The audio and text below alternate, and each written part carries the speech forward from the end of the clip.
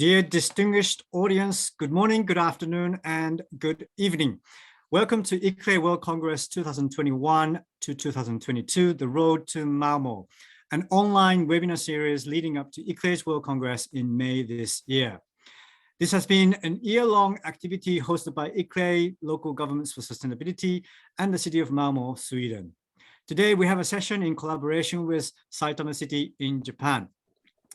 My name is Togo Uchida. I'm the Executive Director for ICLEI Japan office. As a background, last year in April, we connected online for a virtual launch of the ICLEI World Congress. An all digital experience kicked off the event, including high-level discussion on how local and regional governments can continue to advance on sustainable development together with ICLEI. And throughout the rest of 2021 and to 2022, we continued exploring critical topics in sustainable urban development in a virtual event series as The Road to Malmo. So as part of these programs, today, we will have a session titled Green Resilience, Building Resilient and Environmentally Friendly City, Strengthening Disaster Resilience in the Energy Sector. Dear distinguished audience, the world population is expected to increase from 7.8 billion currently to 9.7 billion in 2050. And cities around the world are facing chronic stresses such as demographic change and aging, the changes of climate change, change in industrial infrastructure, economic crisis, and sudden shocks such as pandemics and natural disasters, and not to forget about international crisis that we are having in Europe at this point, at this time. Cities are required to adapt to these challenges and recover from crises, and many cities are trying to introduce a resilience perspective into urban development. In addition, at COP26, the agreement was reached that clearly set a 1.5 degree target, and global action is needed to reduce carbon emissions, and each city must accelerate effective actions towards decarbonization with strengthening resilience. Against this backdrop, this session will focus on green resilience, building resilience and environmentally friendly city as a major theme, with particular emphasis on the importance of strengthening disaster resilience in the energy sector. As I mentioned, the world is facing a variety of natural disasters, including disasters caused by global warming, and stable and continuous supply of electricity and heat are vital lifelines in event of disaster, and strengthening urban resilience could greatly contribute to it. However, there are still many local policy issues to be addressed, including the need to secure a diverse range of energy sources. Our aim is to show how we are working towards sustainable and resilient cities, ensuring the safety and security of people who live in, and to share pathways to solve these issues through discussion and peer-to-peer learning exercise. So without further ado, I would like to start the session. We are excited to have a number of very key speakers here today. We have Mayor from City of Saitama, Deputy Mayor of Malmo.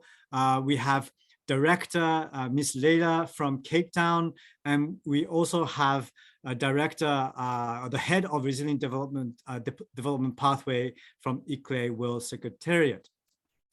Now, before I ask participants or the speakers to give their presentation and input, I would like to ask audience a few questions that we would like to ask you, your corporation, to answer to these questions. So may I ask the Secretariat to show the first question and the second question on the screen? Yes.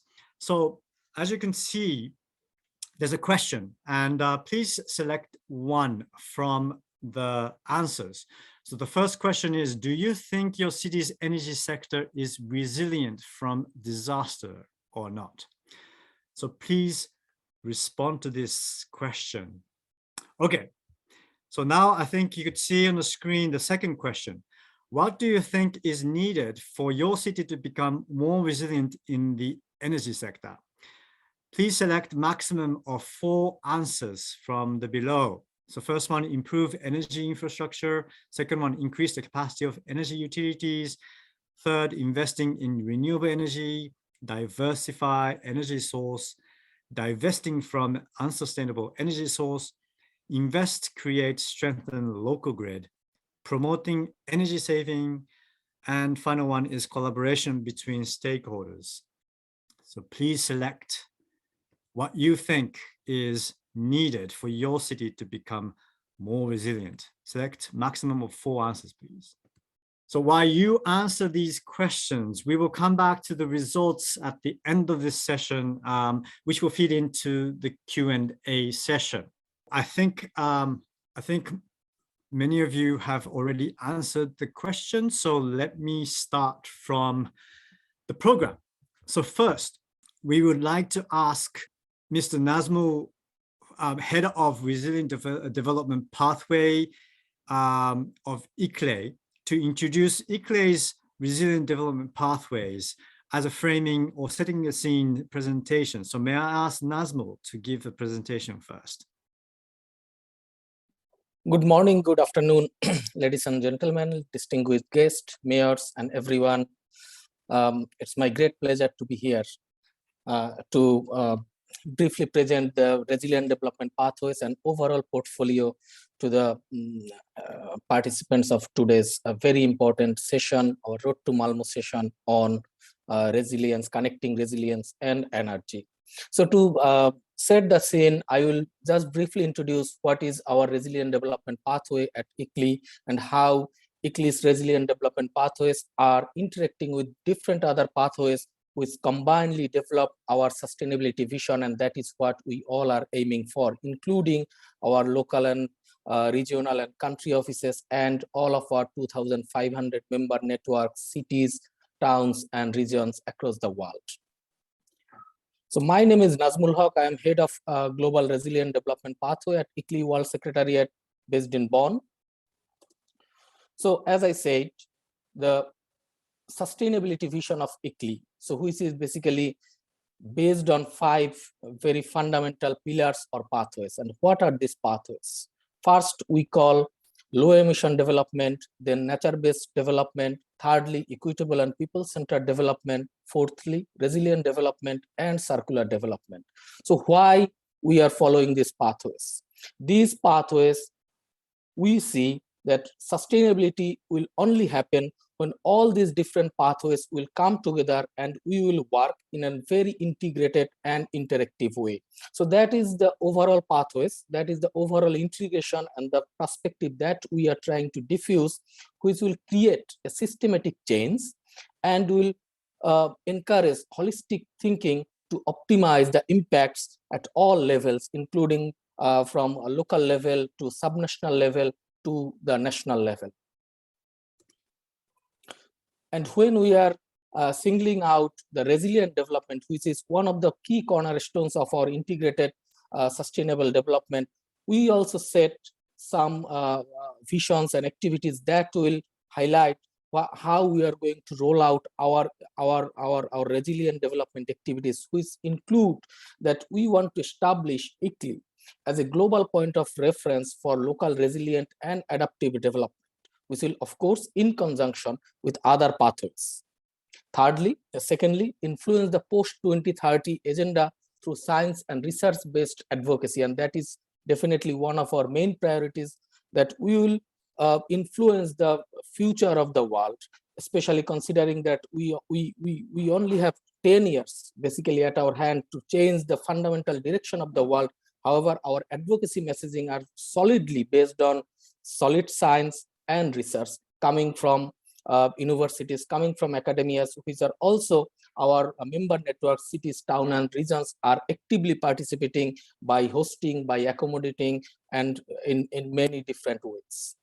Thirdly, identify and work with champion cities, towns, and regions and demonstrate leaderships. That is also one of our priorities. Fourthly, we are actively prioritizing that creating ICLEI living labs in conjunction or in participation with different member networks that will offer capacity building supports and peer exchanges. And finally, one of our main aims is to access to finance or enabling access to finance for the cities and member networks or towns and regions, and explore other mechanisms including climate and disaster financing and insurance. So in my next slide, I'm briefly showing what is the ICLEI's approach of resilience. So previously what I demonstrate, which is kind of our overarching vision or overarching activities of resilient development pathways, but this is the approach of resilience that we are going to follow. We have an overarching green climate cities program, which we call GCC program, which is a comprehensive process methodology unfolding in 3 phases, which you see at the center of the circle, which namely act, analyze, and accelerate. So this gives us first to identify where we are, and secondly, act according to our current status quo, and thirdly, accelerate based on the direction that is necessary coming out of analysis. So when we further unfolding these 3 steps, it will give us these 3 stages, it will give us 9 steps and subsequently 27 sub steps that will help us to tailor-made the needs of our cities, towns, and regions. So the question is why we are doing so. Firstly, our key targets of our resilient development approach is to having a global goal of resilience. We know that we have a global goal of resilience. However, it has to come from the local level actions and priorities. So that's why we are always prioritizing bottom-up action from the local level that will influence and leverage the global goal of resilience. Secondly, we are always talking about the integrated climate action, including all the different sectors and stakeholders and priorities. So, which will lead us to a zero vulnerability. That is definitely a dream world we are talking about. However, we believe that is possible when we work in conjunction and in an integrated way, and that is why we are also part of different initiatives coming from different channels and different organizations, which I will talk in a moment later. Fourthly, our approach also supporting our member networks, towns and cities and regions to access to finance. And finally, we also help cities, towns and regions for improving reporting through various reporting platforms. So let me just show a brief slideshow how we are working from local level to global level. As I said, based on our green climate cities resilience approach, we have developed a very thorough climate risk and vulnerability assessment in many different parts of the world, including many different cities. And here you see the 2 examples of climate risk and vulnerability assessment in Narayanganj city of Bangladesh and also Rajshahi city of Bangladesh under the part of Urban Led 2. But in this project, from this project, we have also supported around 50+ cities to develop their climate risk and vulnerabilities, which gives us essential ideas about the risk and vulnerabilities of air quality, water supply, sanitation, wastewater, solid waste, transport, biodiversity, energy, so on and so forth. So we can name it. So we have 27 steps, and by that 27 steps, we essentially develop the profile of all different sub steps that should be part of a holistic resilience plan. And based on that risk and vulnerability assessment, what did we do? We identified a list of priority actions, which is not only limiting to adaptation or so-called adaptation actions, but we look beyond. We always see resilience is a connected thing, is a connected philosophy. That's why, based on our risk and vulnerability approach, we also promoting very local level green recovery and resilience approach. So in Bangladesh and in Rwanda, we have identified and we have tried to develop projects which are basically promoting green energy at the local level or at the city level. So you see in Bangladesh, we design, supply and installed rooftop solar photovoltaic system for public buildings, and whereas in Rwanda we also did the same for healthcare centers. And what the benefits that we have gotten out of that? We have energy efficient device to reduce energy use at the healthcare centers. We have solar PV systems that will help shift the building's energy demand. Plus, we have also initiated rainwater harvesting tanks for water storage. So that is how the holistic planning, although this is a baby step, but we tried at the local level that planning or resilient development should be very much holistic, and energy should be very much core for the transition to a resilient future. And then what next? We have identified the risk.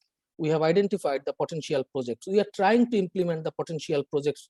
However, we need finance, and we also have a very strong enabling financing components for our member cities and towns. So you see that we have a plan which we call transformative action program, by which we actively support cities to develop bankable projects which could be funded through different sources. So as of now, we have around 2.6 billion euros of project portfolios, by which we are supporting at least around investment potential of 315 million euro.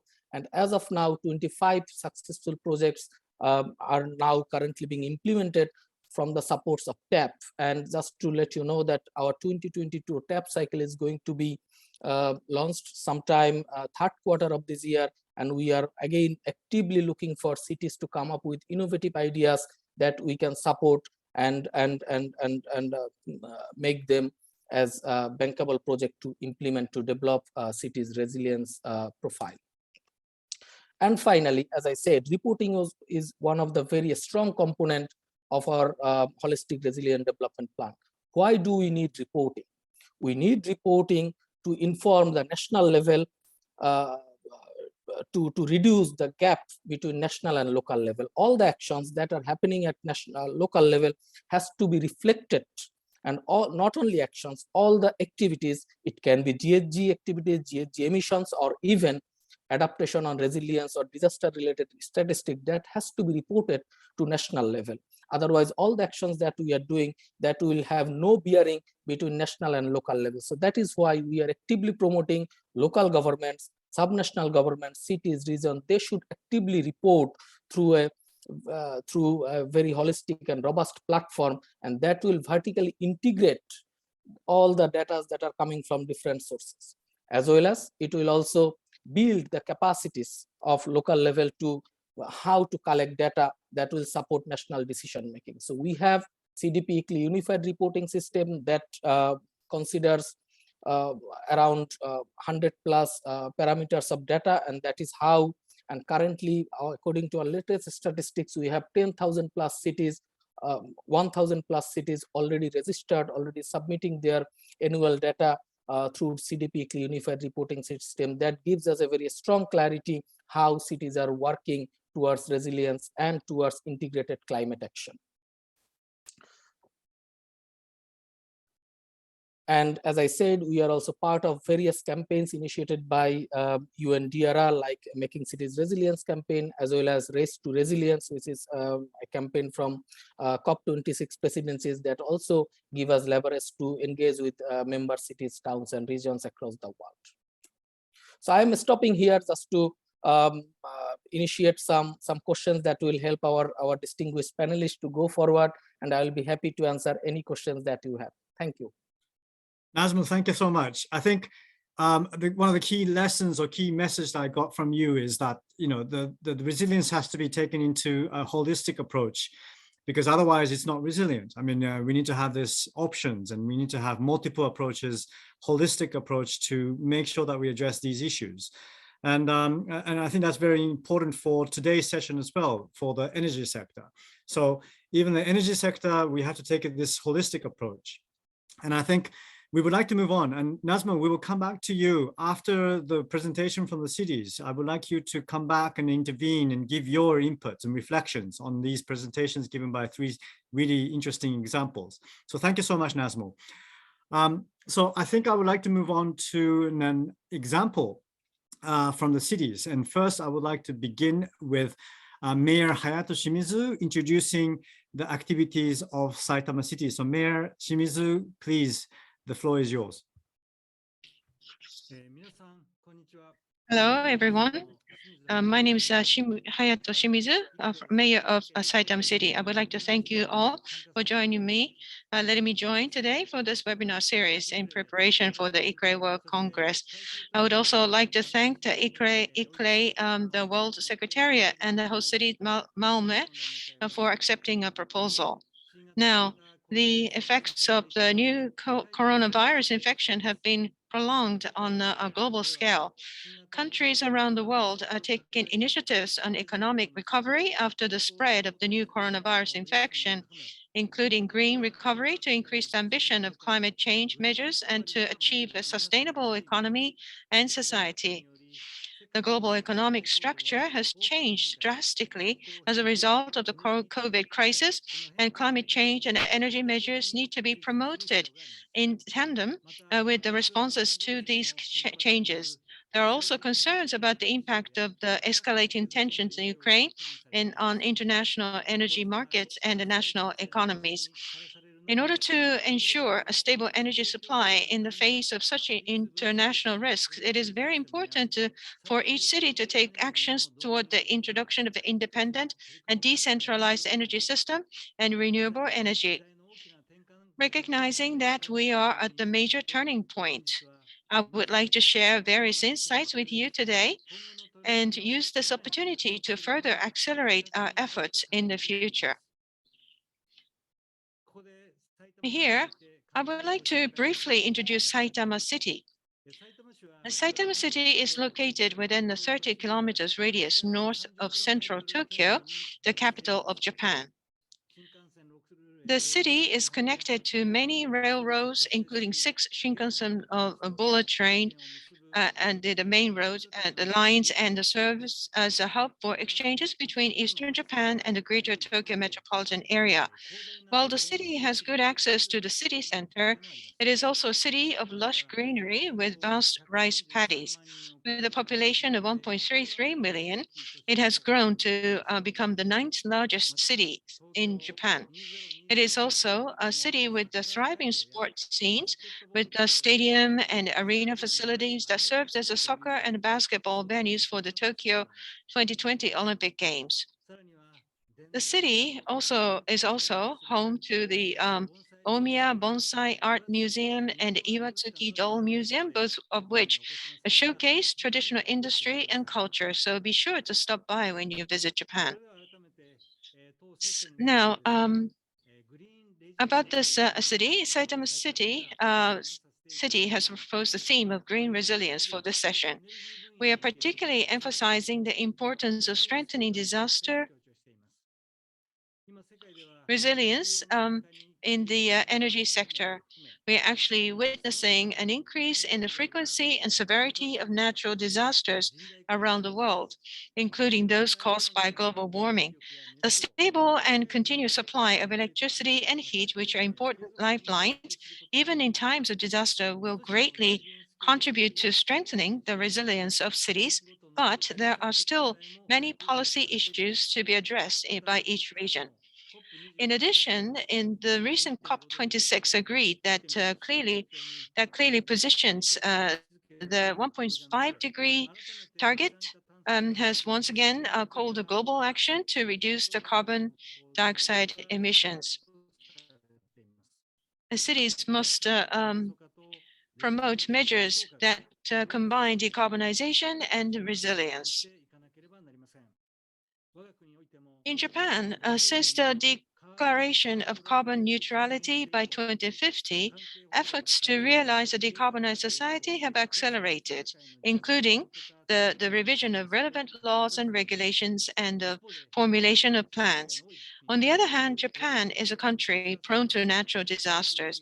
Landslides and typhoons caused by heavy rainfall, earthquakes, and volcanic eruptions are major threats to us all, and we need to strengthen the resilience of our cities as we decarbonize. Under the circumstance, in July 2020, Saitama City announced its goal of becoming a zero carbon city ahead of the national government's declaration to become carbon neutral. Furthermore, in May last year, Saitama City declared the state of climate emergency. With this declaration, The city shares a sense of crisis with all entities, including citizens and businesses, and is united in its efforts to realize sustainable city toward the decarbonized society. Furthermore, we are working to formulate the Saitama City Zero Carbon City Promotion Strategy this fiscal year, taking into account this background and future trends in international society, the national government in this industry. This strategy will identify a roadmap for the introduction of renewable energy, etc., by 2050 as a long-term goal, and will also provide specific details and methods of priority and priority measures to achieve these goals. Here, I would like to introduce some of the specific initiatives that the city has undertaken to date. Since 2009, the city has been promoting the use of next generation vehicles through public-private partnership as an environmental initiative. Currently, there are more than 150 charging stations in the city. Furthermore, all official vehicles except the special vehicles are next generation vehicles, reducing environmental impact and improving resilience in the event of a disaster.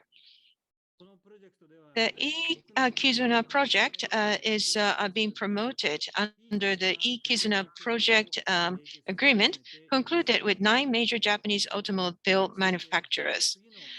The following initiatives are introduced below, and the city has been designated by the government as the next generation vehicle and smart energy special zone and has been working on 3 priority projects. This is in order to reduce environmental burdens and to promote disaster resistance urban development based on the lessons learned from the Great East Japan earthquake that occurred in 2011. One of the priority projects, Smart Home Communities, is a residential community built as an innovative and sustainable leading model with a certain level of energy security. All homes are equipped with photovoltaic systems and are highly insulated and airtight and meeting the city's own standards. And this will help reduce heat shock and prevent hypothermia in the event of winter disaster. Common spaces have been developed in the city block to provide a place for residents to form a community, and electric lines have been built underground to improve the landscape of the resilience of the area. By utilizing the common space for laying the expensive underground cables, we were able to cut the cost up to about 60%. In the newest section of the city, renewable energy generated within the district is stored and distributed to stationary storage batteries and 2 electric vehicles deployed in the charging area in the center of the city, enabling the flexible distribution of electricity to all households in the city. In this way, during normal times, the storage batteries mounted on vehicles are used as self-distributed energy source, which maximizes the rate of self-consumption. On weekends and holidays, electric vehicles are used for car sharing to reduce carbon emissions in residents' transportation. In the event of a disaster, the use of these facilities will ensure a certain level of self-sustaining operation. Like this, the project is accumulation of our smart home and community initiatives. We will continue to promote the project to realize a decarbonized society and to expand the project in other areas. This was a brief introduction to some of our city's efforts today. Thank you very much for your kind attention. Mayor Shimizu, thank you so much for your introduction to your city. As we speak, actually, today, our energy utility in the northern part of Japan announced an emergency of a possible blackouts in Japan and northern part of Japan. And this is due to the fact that we had an earthquake a few days back, which actually made some of our power plants in the north to shut down. And of course, Mayor also mentioned about the great earthquake that we had over 10 years ago, which led to a number of nuclear power plants have been shut down since then. So we are also feeling this, how do I say, challenge of sustaining the energy in this in Japan as we speak. Thank you so much, Mayor Shimizu. We will come back to you for further information in the second round of our presentation. So now I would like to move on to Deputy Mayor Simon Christender from City of Malmo of Sweden. So Deputy Mayor, can you please introduce your city and some of the strategies and initiatives that you are taking in Malmo? The floor is yours. Absolutely. Thank you so much. And good morning, good evening, and good afternoon to everyone who's watching. It's my pleasure and honor to participate in this webinar. And I look forward to maybe seeing some of you at the ICRE World Congress here in Malmo in May. So if we look at Malmo, I am the deputy mayor from the Liberal Party. And my areas of responsibilities are city planning and the environment. And I just want to give you a little bit of a background to what Malmo has experienced and where we are at the moment. Let's see. If we look back in the 1970s, Malmo was a place where we had a lot of labor-intensive industry, pretty much dominated by manufacturing. In this picture, you see Kockums, which was a shipyard. They had cranes, obviously, and it was a pretty flourishing industry for us. Unfortunately, in the mid-80s, this all came down because of global pressure, and it was not efficient anymore. And the cranes were shipped off to South Korea or somewhere, I believe. And consequently, we experienced high unemployment in the decade or a decade and a half after losing this industry. And I think this is a typical example of what Malmo has been through in the last decades. We have gone from labor intensive to a more capital intensive. And the example that I would like to bring up is the gaming industry that has moved into Malmo and really developed very well. So I will actually get to that after I mention this part, which is the turning point for the economy in Malmo. And that was really when the bridge between Copenhagen and Malmo. So Malmo is on the southern tip of Sweden, right across the water from Copenhagen, Denmark. So the bridge was finished in 2000, and by having that bridge, the job market grew, and people in Malmo were actually able to get jobs in Copenhagen and actually commute in a fairly easy way, and of course, vice versa. The big international airport also meant that some international companies looked at Malmo as a possible place to invest and locate companies. Sony Ericsson was in Lund, for example, and kept their office there. That's about 20 minutes from Malmo. And I believe they could do that because people were able to fly into their office and obviously fly out in a fairly easy way. As I said before, we went from labor intensive to capital intensive. And I don't know if you know this one, but this is actually Candy Crush, which is a game that was developed in Malmo by King Studios. And Malmo has 5 times more game studios than London and Montreal. So this part of our economy is a little bit unusual, but it's very creative and knowledge intensive, so to say. And I think it makes the city quite attractive for a lot of people, and when we have moved into this phase. We also have massive entertainment. They have made Tom Clancy's The Division. They've also made games for Avatar, and I believe they will also make some games for Star Wars. So I just wanted to show this as an example of where Malmo has been and where we're currently moving to. Following the bridge in the year 2000, we created a city district of the Western Harbor. And I also think that the Western Harbor is a good reflection of what Malmo has been through. It took the old manufacturing part and it transformed into something else. And here we have attractive housing and business community that's pretty flourishing. The focus when the Western Harbor was created was architecture and sustainability. And we actually had 100% renewable energy for this city district.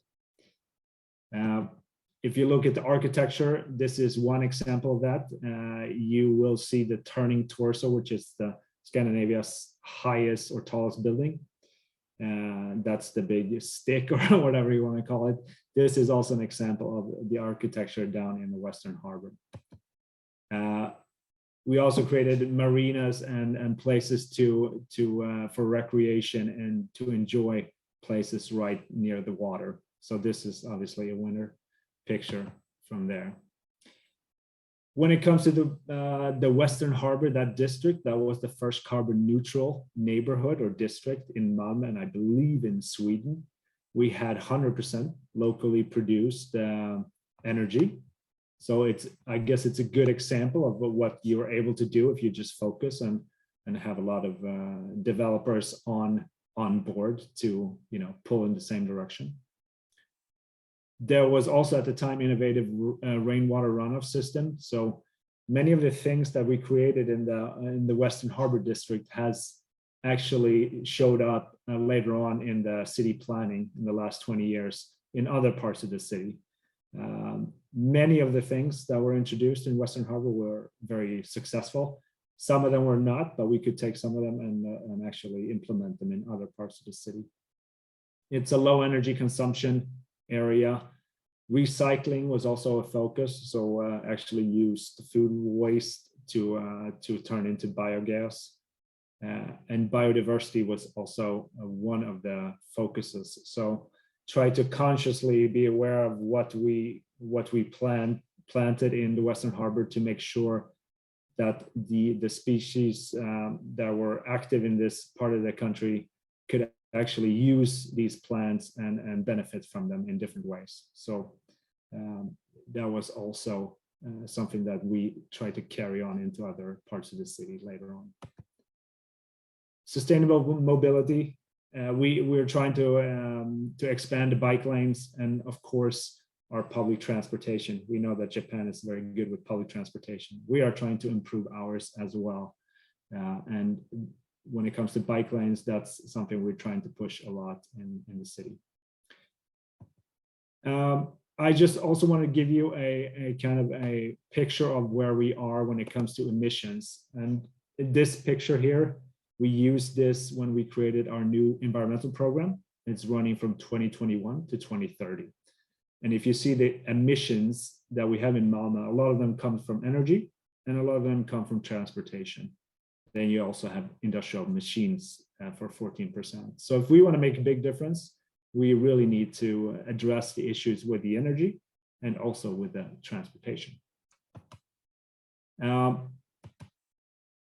I just briefly then want to go through the environmental program. I'm not going to deep dive into each of these, but there are 3 parts to this. The first one is minimize climate footprint. So the climate footprint that the city is responsible for. And you see here 4 subtitles. The greenhouse gas emissions should be reduced by 70% versus 1990. In 2030, we want 100% renewable energy. And the city of Malmo as an organization should be net zero by 2030. And then we're looking at the consumption-based emissions to be on track for a sustainable level. Now it's kind of a big challenge. It's a challenge to measure it and a challenge to push it, but we still wanted it in there. The second part is good urban environment. So here we're talking about the air quality. So hazardous exposure should be reduced. If you look at Malmo from like an official territory, half of it is water. And that's why we say increase supply and access to both green parks, that is, and blue spaces, the water. Sustainable mobility, I talked about, and then we're looking at improved resiliency. And I will get to that in my second presentation. The last part of the environmental program is the rich biodiversity and healthy nature. We need to get better with biodiversity, so we're trying to really push that. We need to protect our agricultural land.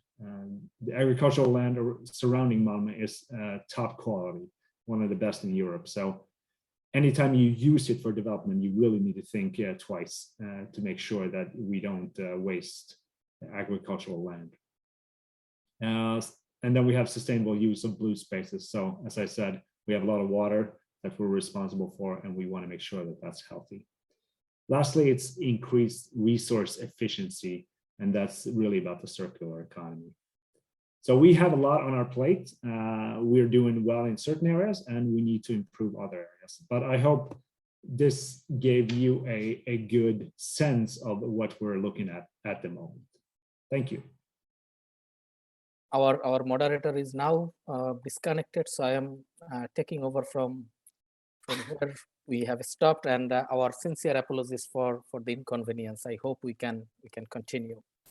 Deputy Mayor Simon Christender, it's very encouraging to see how the city of Malmo is transforming itself from a labor-intensive economy to a more sustainable and economy and more sustainable future, which we can take a great deal of information and knowledge to make our own cities and our own regions to be more sustainable and resilient.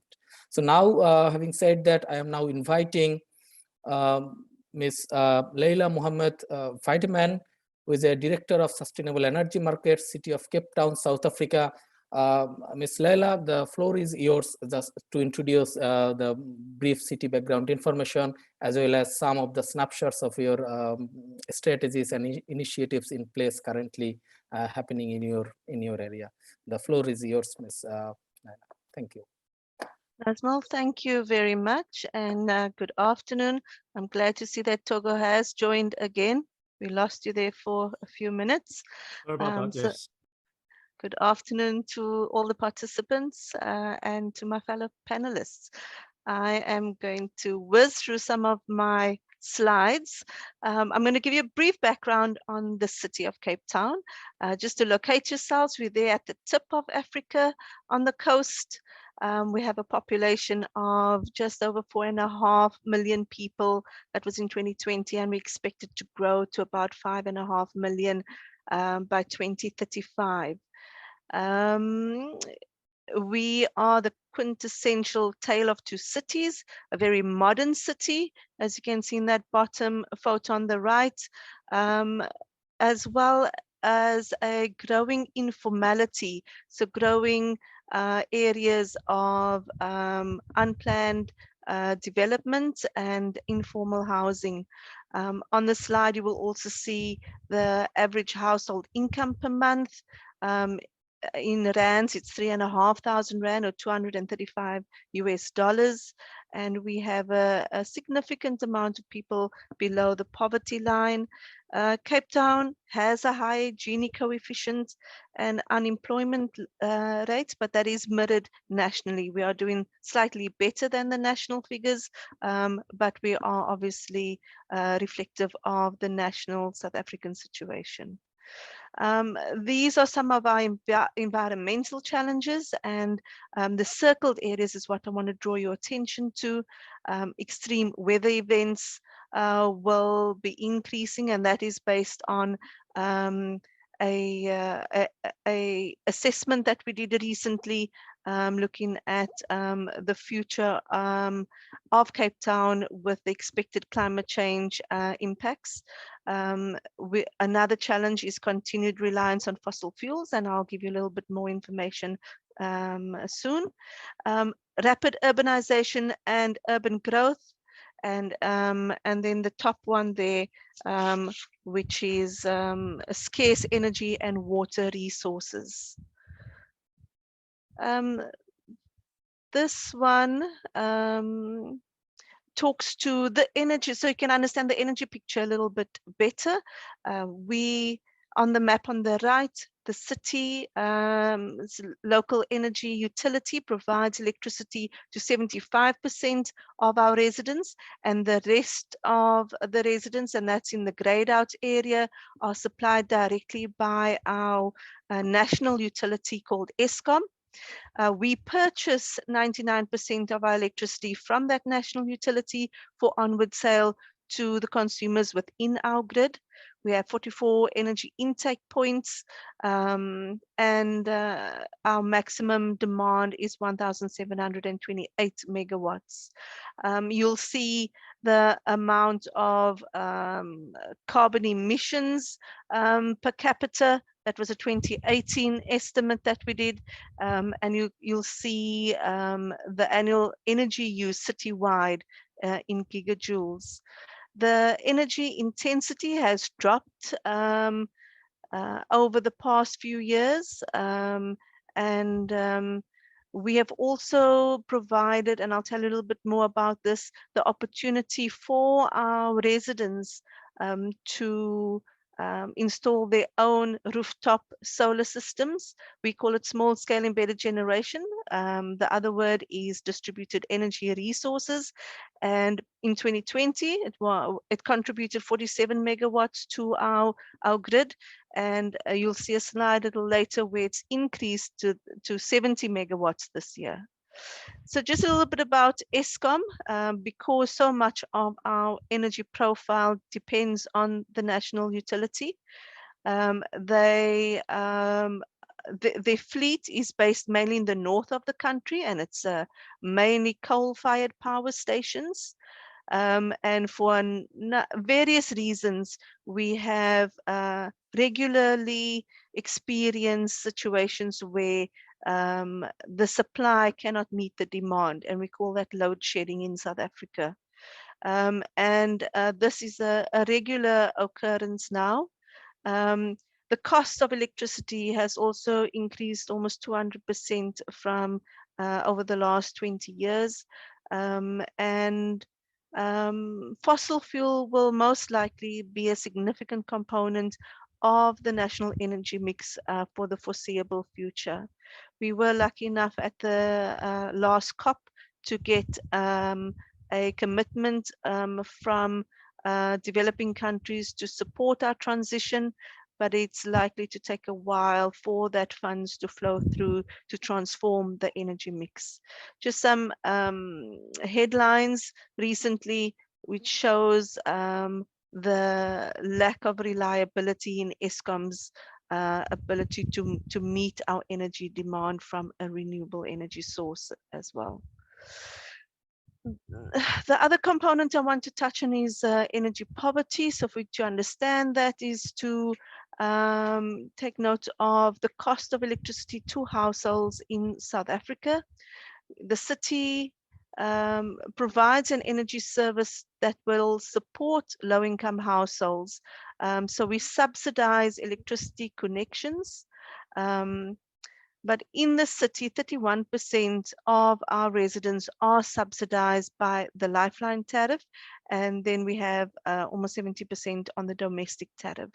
So many of these poorer households in Cape Town rely on what's called energy stacking to supplement their free basic electricity allocation. And so in addition to electricity that they will get and use for the first week or so, they will then start to use other energy sources such as gas or paraffin or candles for lighting to meet their energy needs. There's some costs there of accessing energy in Cape Town, and that component of our residents is increasing. The vulnerable households are increasing due to increased what we call backyarders, so people who stay on properties of others and then access the main house's electricity, as well as due to the increase of households that will never be electrified because they are on invaded land or in wetlands or under electricity pylons.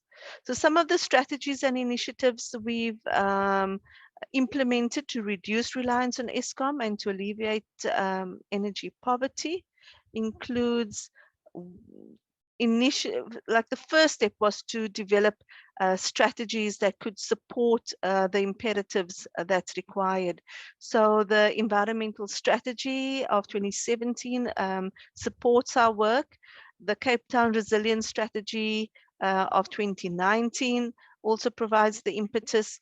And then last year, we finalized our latest climate change strategy.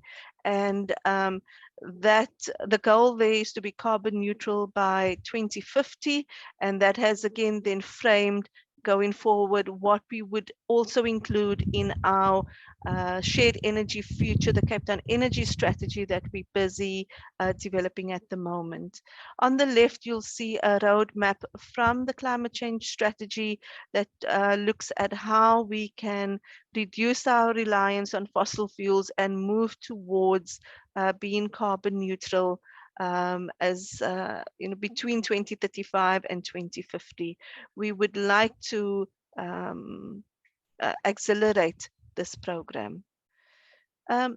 This is a very busy slide, but it gives you a snapshot of what we've been tackling to try and meet our goals of diversifying our energy supply and reducing the city's carbon footprint and costs, while hopefully developing local economic development and job creation towards carbon neutral and climate resilient development. Number 1 to 3 in the yellow block is around energy efficiency, and then the green blocks around supply and alternative supply to Eskom, and I'm going to talk a bit about that. Number 10 is this load shedding mitigation, which is trying to reduce our vulnerability to not having supply from our national utility. Number 11 to 15 is around new technologies and innovation, and you'll see electric vehicles and hydrogen there as well, reflecting on the first presentation. And then number 16 is around reducing energy poverty, and 17 is around climate resilience on our impact on our assets. The purple block on top, planning and research, we always find that's very important before we embark on anything, to take a step back and do the modeling and the planning, understand the numbers, and then develop a plan of action. While the blue block at the bottom, communication and collaboration, is so important for a city that is cash constrained and resource constrained. We can only do what we want to do, need to do, in collaboration with others, and communicating with potential partners, stakeholders, and actors. So then a quick overview of some of our interventions.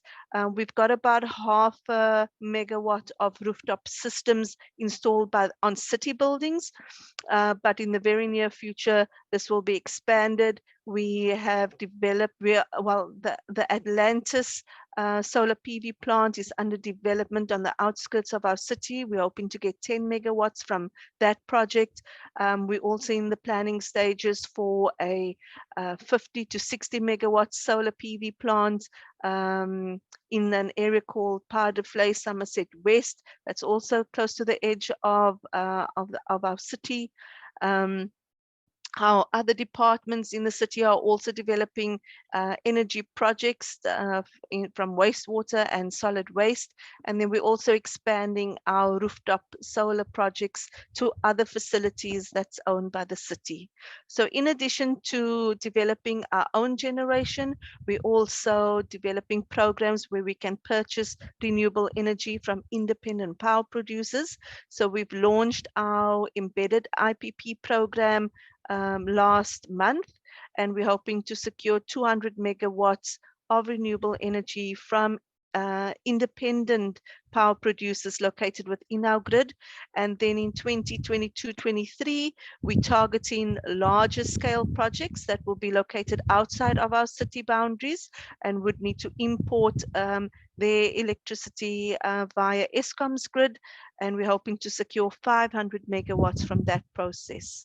And then in addition to the large scale efforts, we have been working with our residents to enable them to put their own rooftop PV on their homes. So we're one of the first municipalities to have regulations to do this. We allow bi-directional metering. We have automated billing, and we have tariffs in place to encourage distributed energy resources. And these two graphs just shows how it's grown over the years. So we have currently about just over 2,000 installations within the city that's registered, not everybody registers their system, and that could pose some problems. And it's mainly made up of residents as opposed to the commercial sector.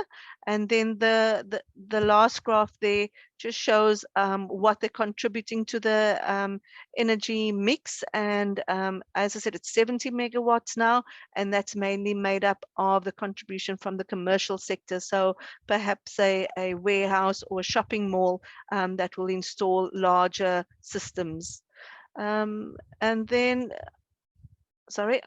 in terms of energy poverty, these are the sort of interventions we've initiated.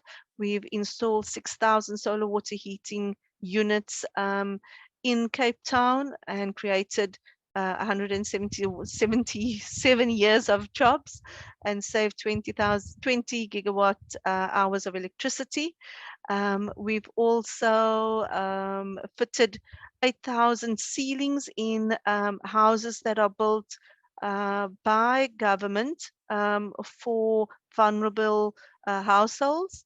And then in 2018, we also distributed 380 solar kits as a pilot project in 4 areas, and that has helped. You can charge your cell phone, for example, and that's also helped during the load shedding times to enable people to have lights and ability for communication.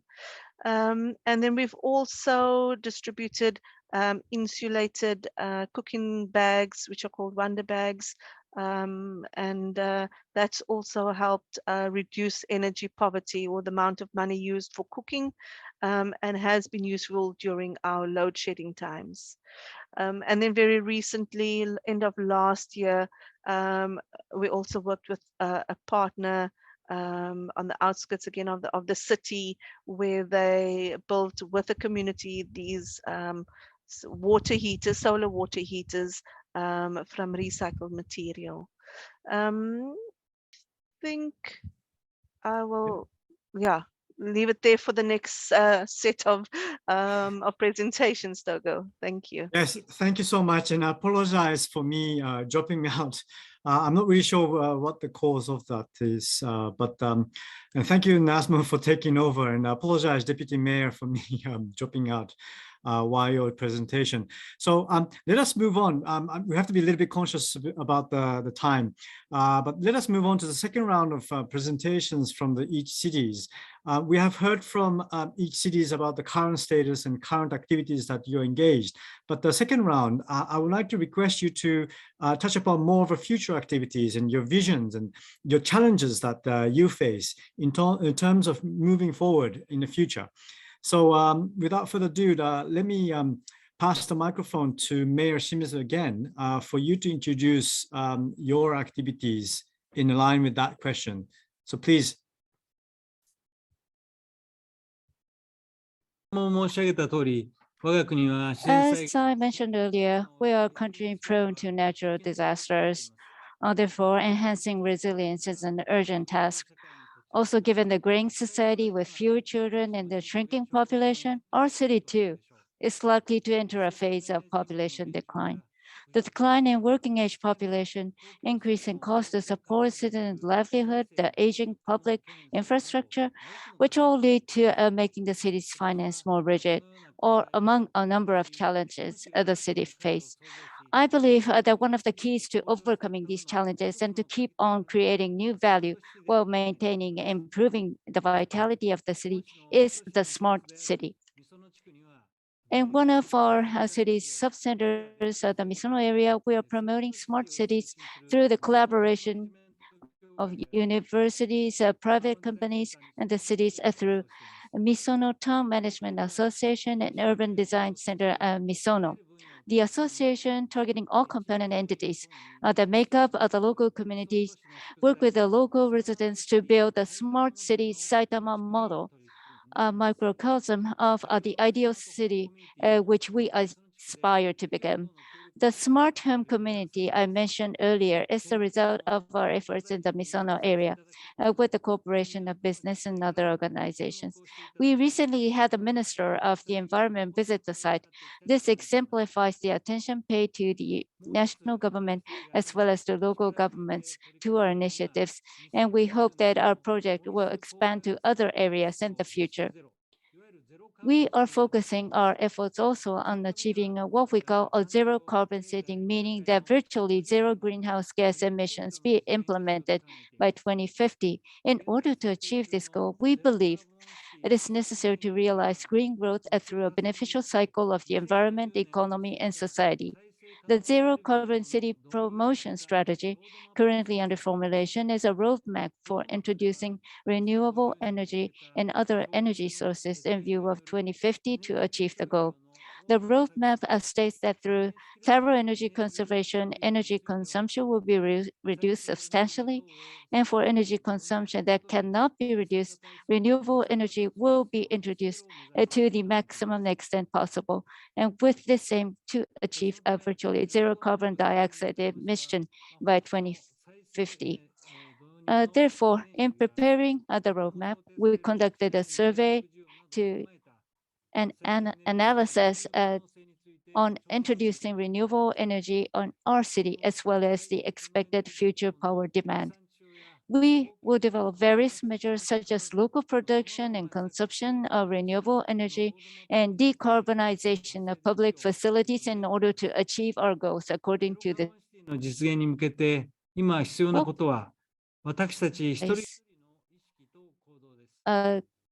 zero carbon city is the awareness and action of each and every citizen. In addition, we are currently facing a crisis of a COVID pandemic. On our way forward, it is important to balance economic recovery and global warming countermeasures while passing on a sustainable society to the future. Saitama City, as a representative of the region, will take the initiative in decarbonizing public facilities and will expand these efforts to the local businesses, universities, and other organizations so as to promote decarbonized management. Through collaboration among the public, private, and the academia, as well as through the respective initiatives, we aim to implement a decarbonized, recycling-based, and resilient society by establishing a viable model of creating a domino effect of decarbonization. We would also collaborate with various stakeholders, including citizens, businesses, the national government, and local communities, to think and create together the means to realize a zero carbon city through co-creation. So far, I have explained about the society Saitama City is aiming for, the challenges it faces, and the efforts it will make towards the future. However, the efforts to realize a resilient society while taking measures against climate change and to achieve decarbonization are initiatives that cannot be achieved by a single municipality. It is important to collaborate with cities, both domestic and foreign, so that we'll be able to supplement each other in our efforts. I have so far hosted 9 domestic summits aimed at building a broad-based inter-city network. In November this year, I plan to further develop and expand on these efforts by inviting overseas cities to participate in the summit. Through this summit, I would like to collaborate with cities in Japan and abroad so that we'll be able to share information on our policies as well as other knowledge to realize sustainable cities. I would like to invite you all to the summit, and I hope that knowledge and technology of each city will be fused together and lead our project to significant development. Thank you very much. Thank you very much, Mayor Shimizu. Let me turn the microphone to Deputy Mayor Christender. So can you please give your presentation on that, please? Absolutely, thank you. I think it's showing now. If not, you have to just yell at me.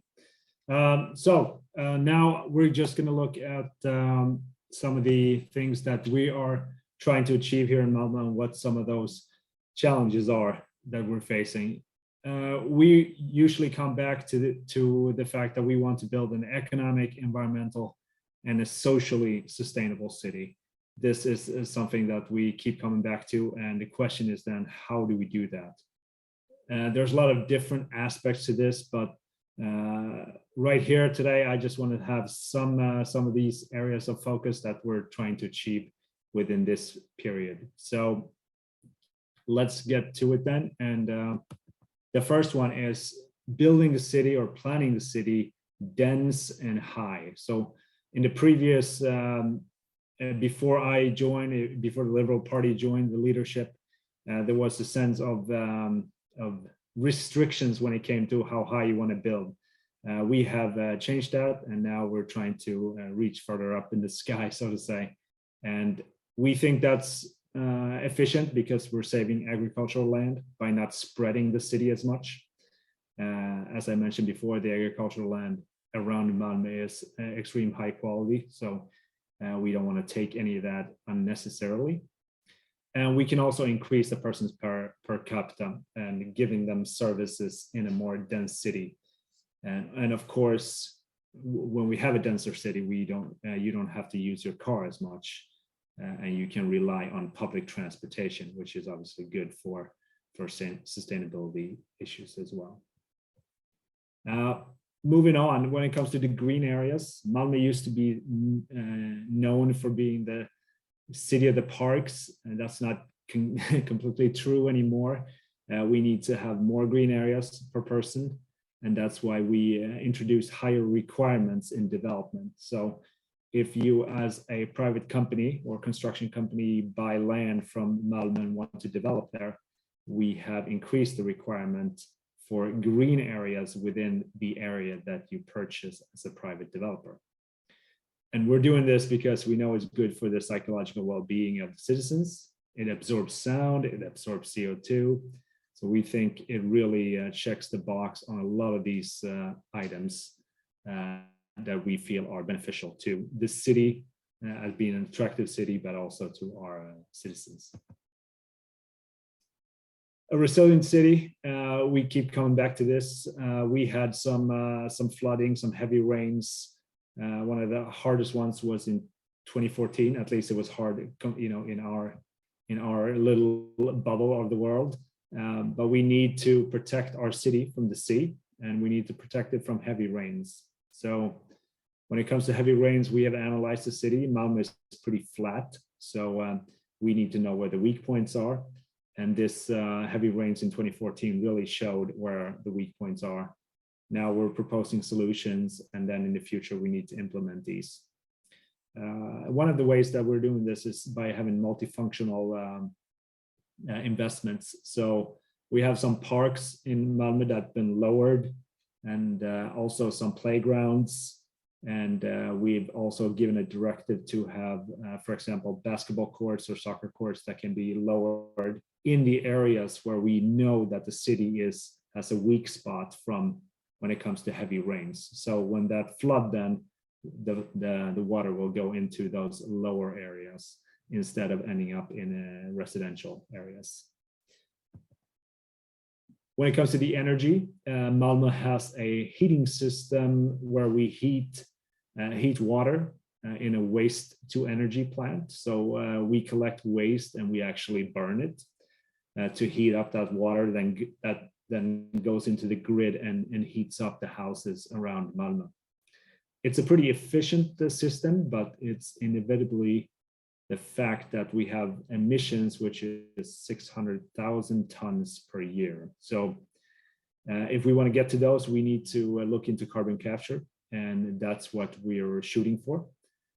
Copenhagen, which I said before, is a capital of Denmark, or the capital of Denmark, not far from us. They hope to have a plant ready in 2025 to do carbon capture.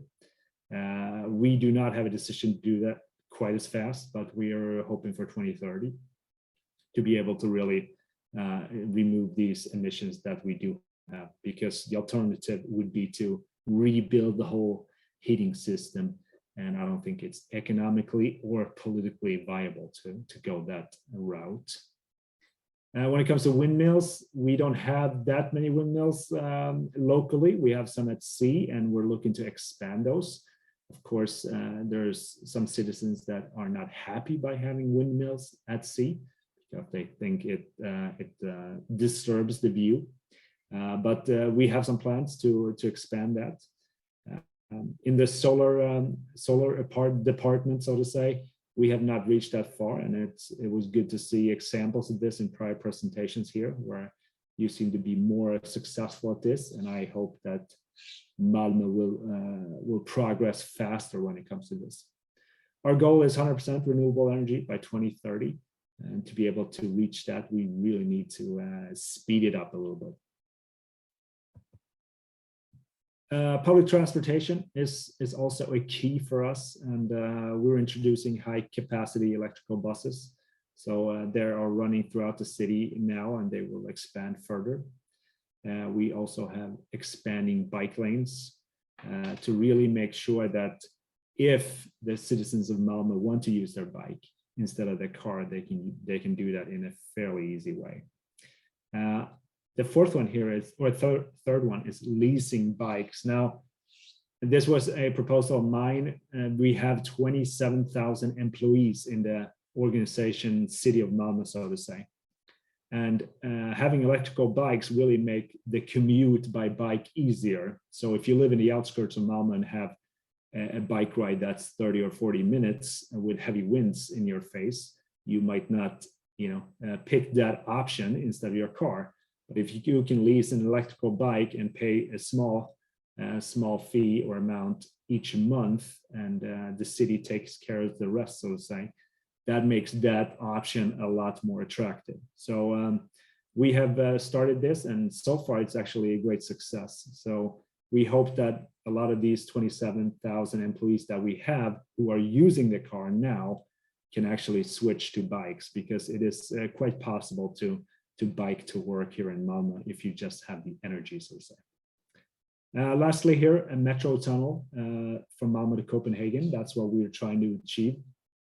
As I said before, we have a bridge already, but as Denmark and Germany are improving their infrastructure when it comes to trains, this bridge that we currently have might get crowded or become a bottleneck. So if we have a metro tunnel between Malmo and Copenhagen, we can take the commuters from the bridge and put them in the metro tunnel instead, and thereby freeing up space for freight trains and long distance trains. So we hope to do that by 2035, but we have no decision made on that yet, but we're lobbying hard.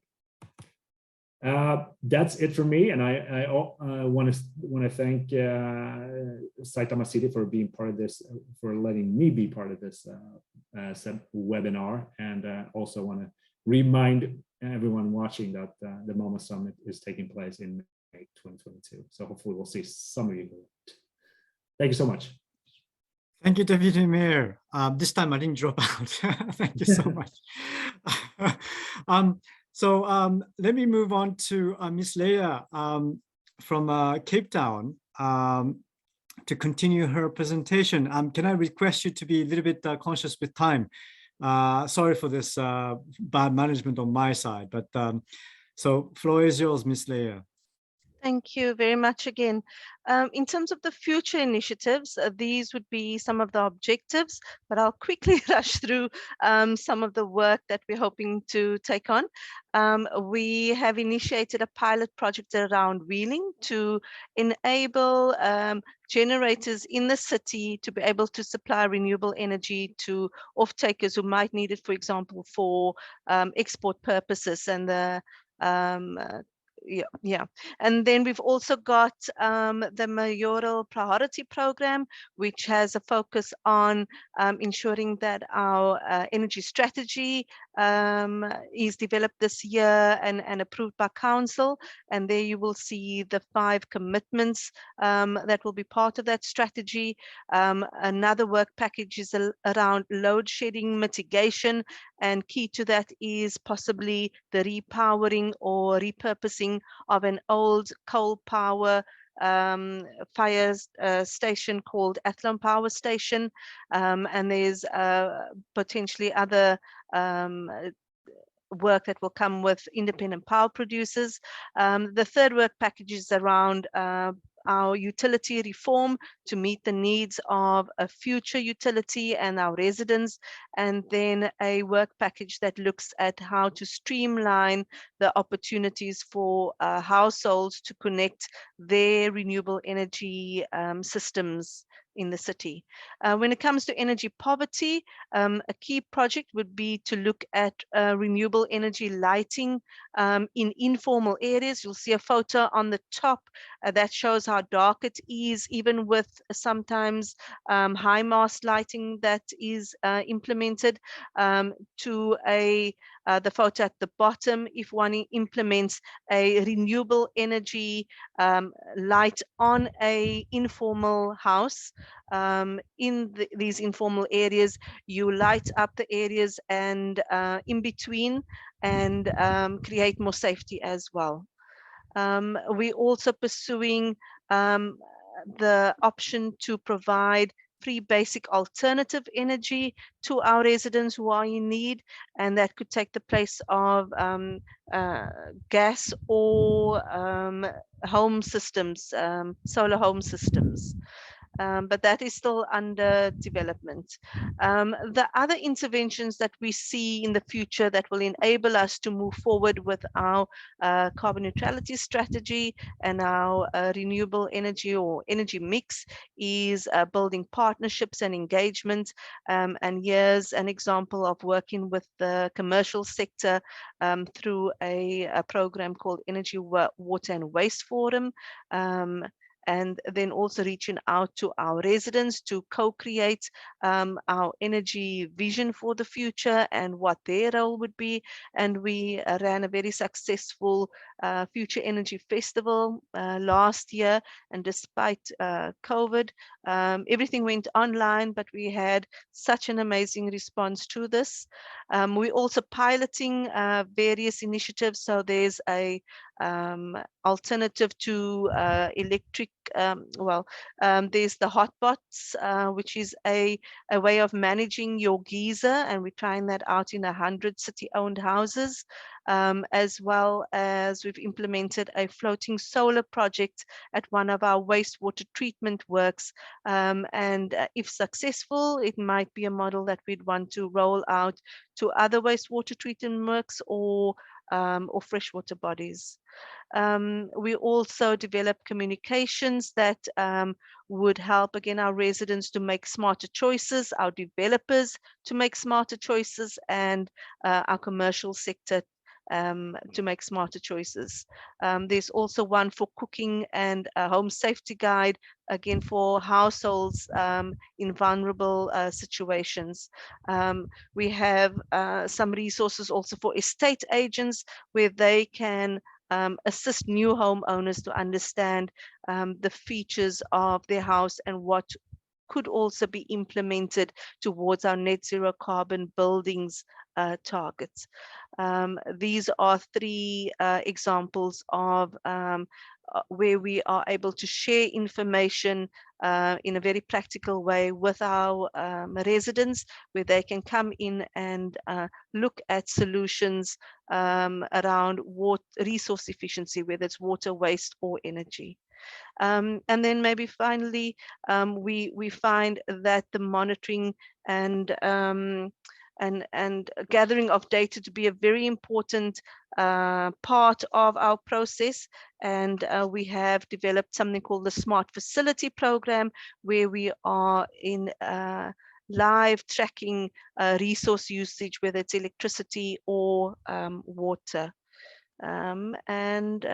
Just going into the future, we would really like our customers to be well informed about tariffs and consumption statistics and how their behavior affects that. We would like our customers to be prosumers, so selling power to the grid and discharging EV batteries into the grid and becoming active partners in managing our peak loads. and active partners in the competitive electricity market. We'd also like to be able to interact with them via a citizen app that can do all those things listed there. And then in the interest of time, the city, we'd like the city to be able to trade power. Right now, that is, it's a very limited scope. So we advocating for that to be opened up. We'd also like to see the city a significant generator of power in the city, and possibly to neighboring municipalities. We also hope that the city becomes a stronger climate change citizen globally. So all the interventions that will take us there, from converting our vehicle fleet to electric or clean alternatives like hydrogen, or transforming our spatial development so that it's in line with the least energy, carbon use. There's been many initiatives around this already, but obviously much more can also be done to strengthen it. And we'd also like the city to be resilient in terms of electricity price shocks and load shedding, as well as things like soaring temperatures and extreme weather patterns.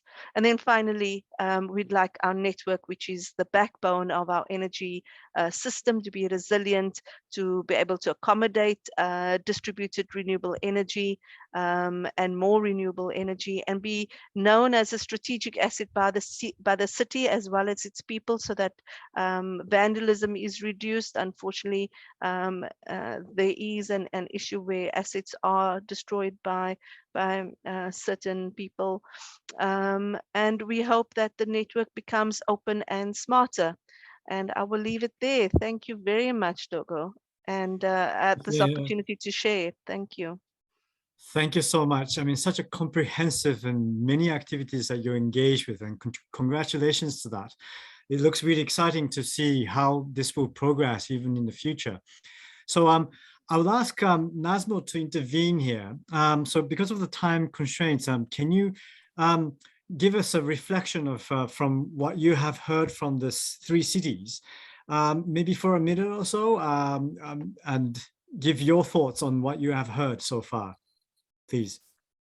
Thank you, Togo, and thank you all the speakers, distinguished speakers, to present your current level of activities and future plan, not only for from energy perspective, but from a holistic perspective. And it's very exciting to see how our local leaders, especially from the cities from Saitama, cities from Malmo and Cape Town, who are definitely all three cities are sitting on different trajectories of economic development, but the level of commitments for a more greener, for a zero carbon future, this is really something we have to be grateful for. And we are personally, I'm really excited, and I'm feeling very hopeful to see that, of course, we all have a future if all of our local leaders having the similar level of commitments, and I hope that will be true.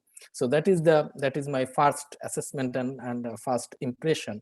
And secondly, from the resilience perspective, of course, resilience is a very holistic perspective, and resilience is the concept of resilience imposes such holisticity that all sectors, every citizen has to be part of that vision. And regardless of economic status, be it developed countries or developing countries, resilience should be part of the overarching development vision. Because if we look at the last few years, we have seen that even the most developed countries, like countries like Germany, country like USA, country like Japan, they are not immune from natural disaster. They are not immune from uncertainties. That sufficiently highlighted the need for overarching vision of resilience and inserting resilience at the core component of all future vision, be it a zero carbon vision or low emission vision. So that means that we have to be integrated, and we need to tear down our siloed approach of development. So here we comes how we can make it a global approach of resilience. So we see that from a developed country's perspective, we see that official development assistance or bilateral assistance or climate finance, everything is flowing from one direction to another direction. So now I see there is a very strong or very useful entry point is that financial flow has to be somehow come up with the terms of resilience, meaning that the activities, impressive level of activities we see from the Saitama city, we have seen from the Malmo city, has to be transferred to the other countries where it is necessary. And I think that should be part of that financial flow, or the climate adaptation finance or the resilience finance that is currently being flowing. For example, I know that Japan, being a country, is a good friend of Bangladesh from where I come from, and they are providing a lot of assistance to development of Bangladesh, like Sweden as well. So I think that development assistance and the level of activities that we have seen in Sweden and Japan could also be transferred to Bangladesh using this financial assistance or development assistance, and that can be one of the channels that we can be looking for.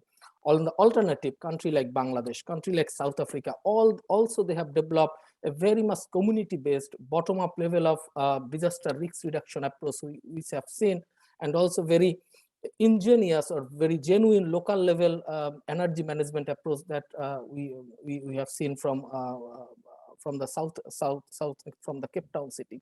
So these exchange has to be happen so that Saitama, Malmo, or other cities, they can also learn from the local level activities that has been happening other parts of the world. And that is where I think an organization like ICLEI, they can play a vital role, bringing all the stakeholders together and make a very good exchange so that everybody can jump from one stage to another, leaving no one behind.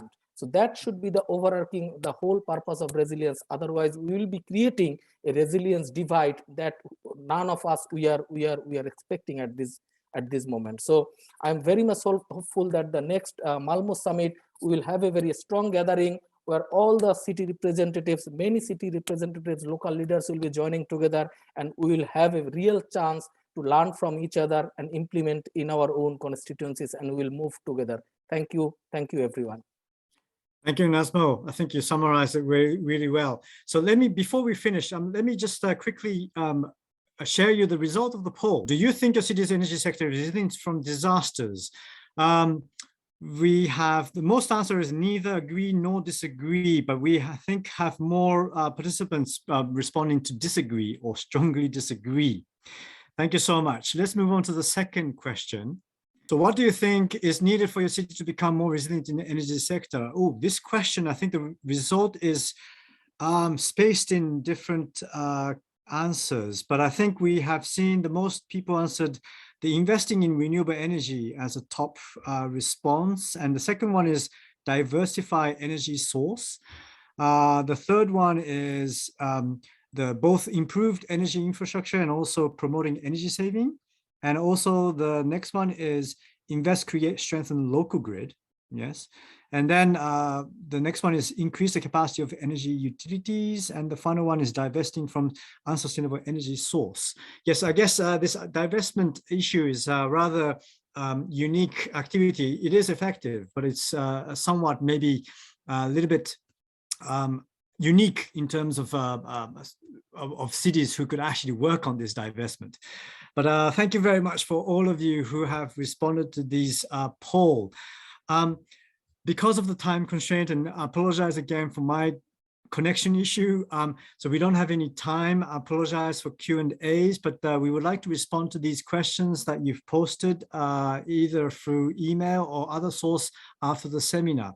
So before we close, I would like to ask participants to give a final remarks, very short remarks, maybe starting from you, Ms. Leila. Can you give a final remarks before we close? Thank you, Toga. I just want to wish Malmo, who is hosting the ICLEI conference, well.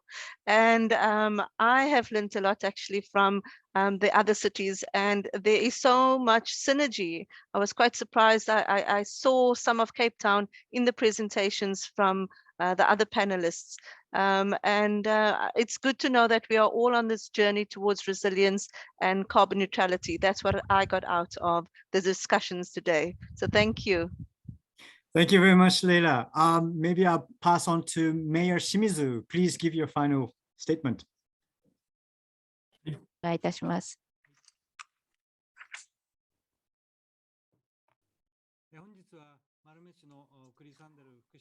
It was my great pleasure to have this opportunity of a very significant discussion with my Mayor Christender, Director Weideman, and ICLEI World Secretariat Director Hack. I would also like to thank Executive Director of ICLEI Japan Secretariat, Mr. Uchida, and all of you have made contributions to making this event possible. I wish the success of the Congress that's going to be held in Malmo City in May. I would like to thank you very much for your kind cooperation. Thank you very much, Mayor Shimizu. And finally, can I turn and ask Deputy Mayor Christender to give a final words? Yes, absolutely. I just want to thank Saitama City and especially Mayor Shimizu for putting this together, and also to ICLEI and Cape Town for participating. I think it's clear that, as someone said here, none of us are immune to the consequences of climate change, and we all need to work hard together in innovative ways. And it's really good to see all these innovative ways, and both from Saitama City and Cape Town. So hopefully here in Malmo we can learn something from that. So thank you so much. It has been an honor to be on this webinar. So thank you, Togo. Thank you very much, Deputy Mayor. So with that, I would like to conclude this session.